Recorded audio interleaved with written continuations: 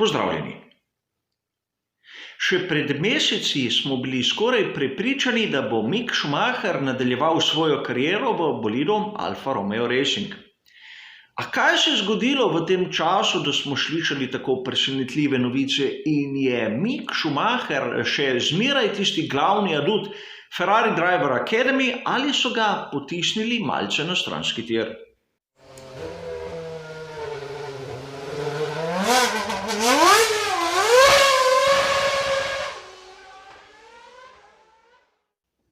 Situacija, katera se je pojavila v svetu Formule 1, je izjemno zanimiva.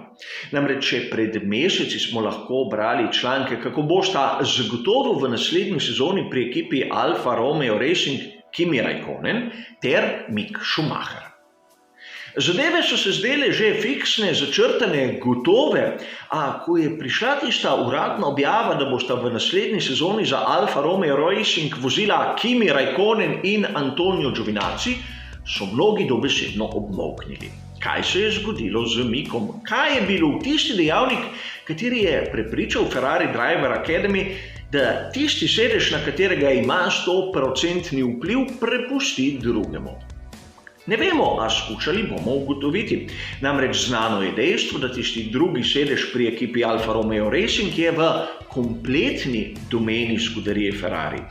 Tu Alfa Romeo Racing oziroma Patrick Vasseur nima niti veta na to, kdo ga bo zasedel. In zakaj so se odločili za Antonija Giovinazzija? Kot je znano, sam ga ne cenim preveč. A to še ne pomeni, da je slab voznik, samo njegovi rezultati, po mojem osebnem mnenju, niso dovolj, da bi opravičili še eno sezono, še posebej zato, ker imamo mladeniče v ozadju, kateri bi si zaslužili možnost preizkušnje v Formuli 1. A pustimo sedaj to. Mick Schumacher ima praktično edino opcijo pri ekipi Haas, kar znaj biti izjemno dvorezen meč. Namreč ločiti moramo Micka kot voznika in priimek Schumacher kot komercialno finančno navezo. In tudi o tem se bomo pogovarjali v naslednjih minutah. A moramo razumeti tudi nekaj. Mnogi kritiki, čeprav niso dobili toliko odmeva, so pravili, da Mick Schumacher ni pokazal dovolj hitro svojega talenta v nižjih formulah.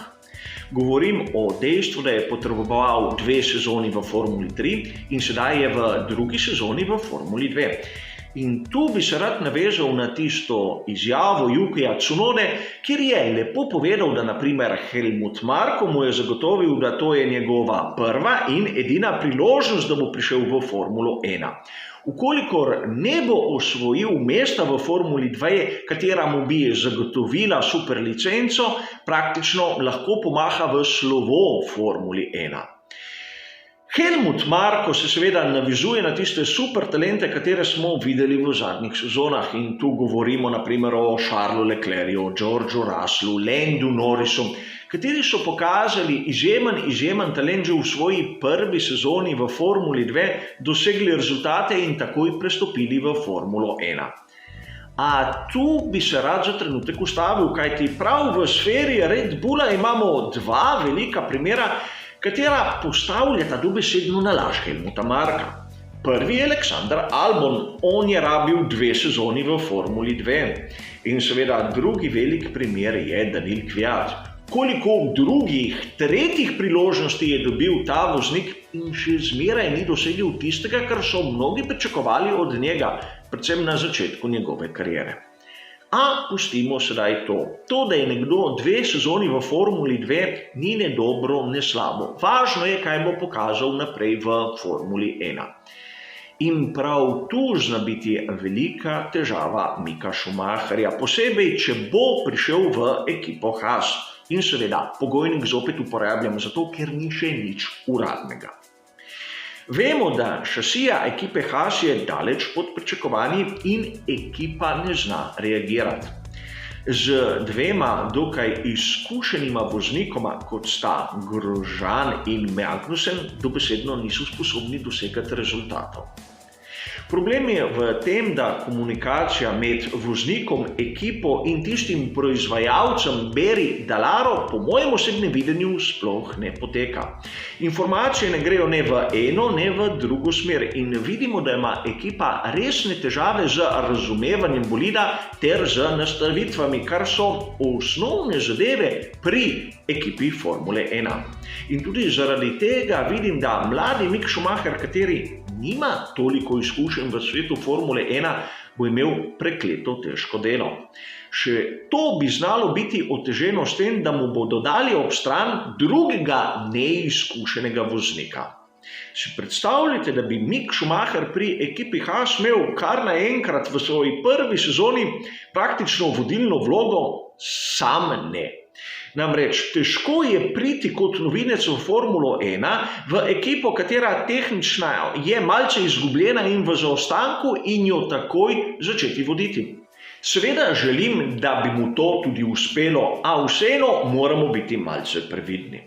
Namreč pri debiju v svetu Formule 1 je zelo odvisno, kakšna je tista tehnična osnova, katero ima voznik na razpolago. Mislim, da je situacija, v kateri se je znašel naprimer George Russell pri Williamsu, izjemno kritična in treba je biti izjemno pozoren, da se vidi, kak talent je mladi britanski voznik.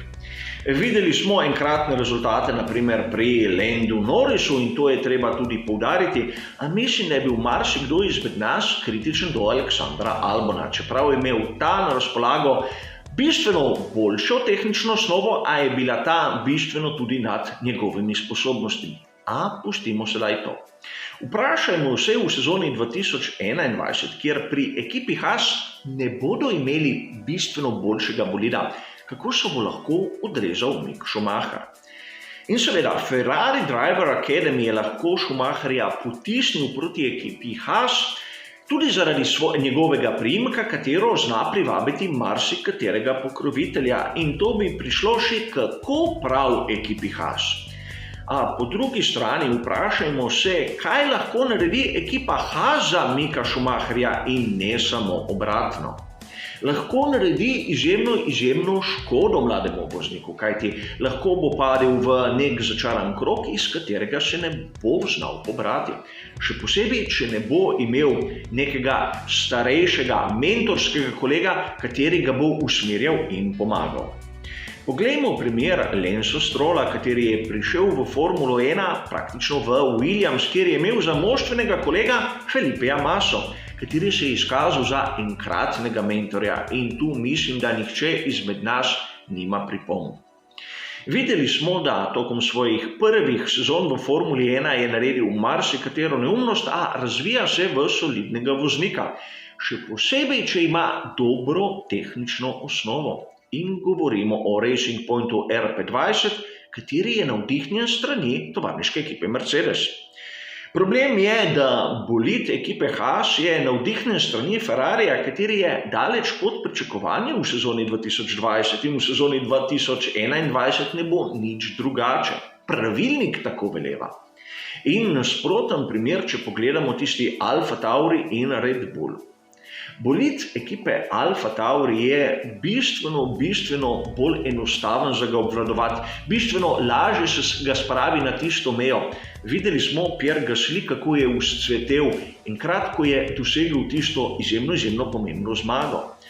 A mislim, da o kakih zmagah pri ekipi Haas ne velja niti razmišljati, niti sanjati o tem.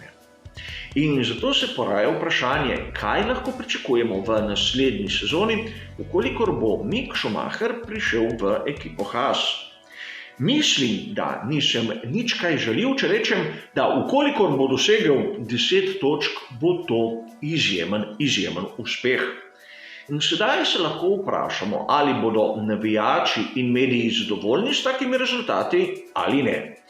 Na to se lahko odgovori vsak sam, ampak sedaj se poraja vprašanje, zakaj so se pri skuderiji Ferrari tako odločili, zakaj so izbrali Giovinazzija na mesto Schumacherja.